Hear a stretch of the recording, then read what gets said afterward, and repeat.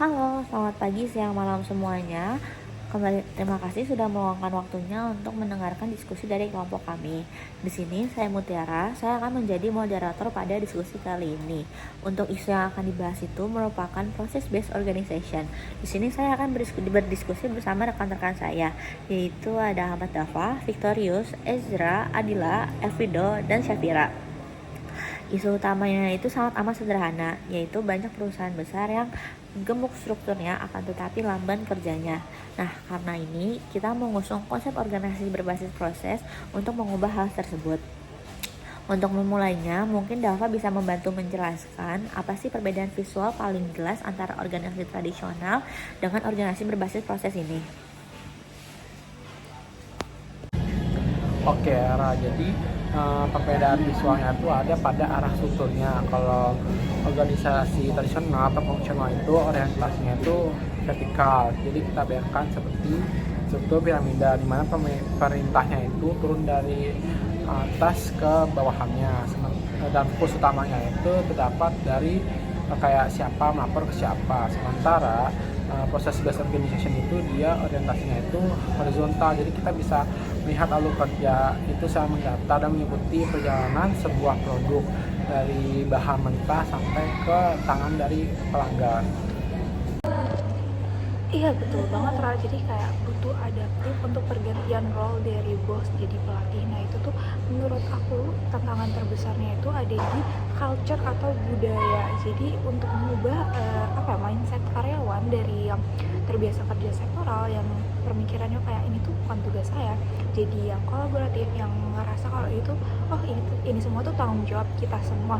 Itu sangat amat sulit dan kayak butuh waktu yang cukup lama gitu. Oh, jadi kayak lebih lincah gitu lah ya dan responsif. Tapi buat El sendiri, gimana sih operasionalnya sehari-hari? Siapa sih yang kira-kira menggerakkan proses ini? Dampaknya adalah customer focus yang jauh lebih baik ya arah.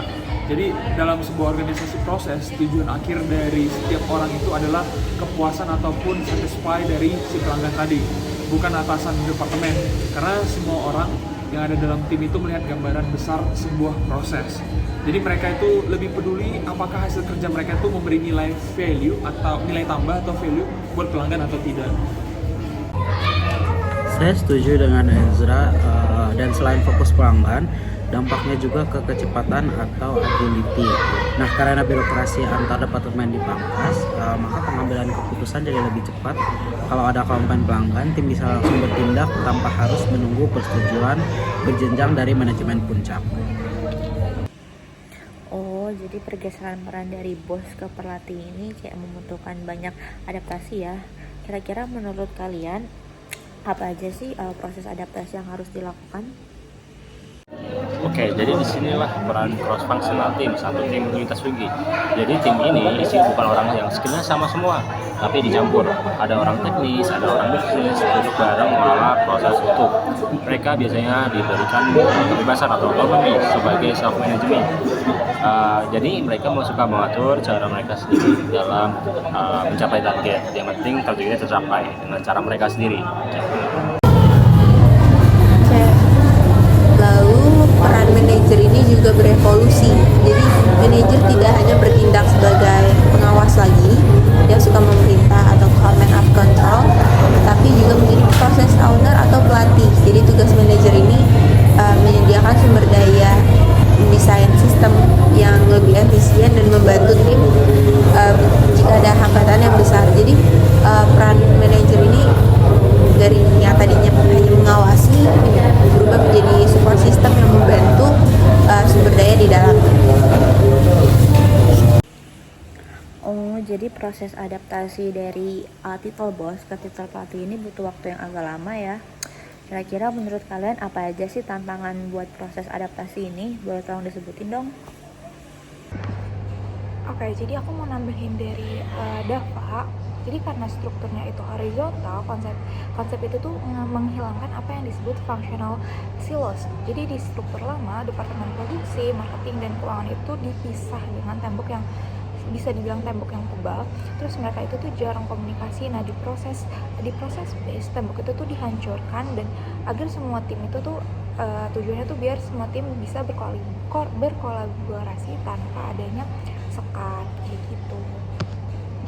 Nah betul, resistensi itu pasti ada, terutamanya itu dari manajer tingkat menengah yang merasa kayak kuasanya ini berkurang karena wewenangnya itu sudah diberikan ke tim swakelola tadi. Oke, diskusi kali ini sangat amat berat ya. Mungkin bisa disimpulkan bahwa proses based organization itu merupakan transformasi dari struktur kaku vertikal menjadi struktur yang lebih luas dan horizontal. Tujuannya adalah menghapus sekat birokrasi demi menciptakan nilai maksimal bagi pelanggan. Selain itu juga, kuncinya ada pada kolaborasi tim lintas fungsi dan perubahan gaya kepemimpinan yang menjadi lebih suportif. Terima kasih Ahmad Dafa, Adila, Ezra, Victorius, Alvindo, dan Syafira atas pandangannya. Semoga diskusi ini bisa bermanfaat bagi kita semua. Saya Mutiara pamit undur diri. Sampai jumpa. Bye.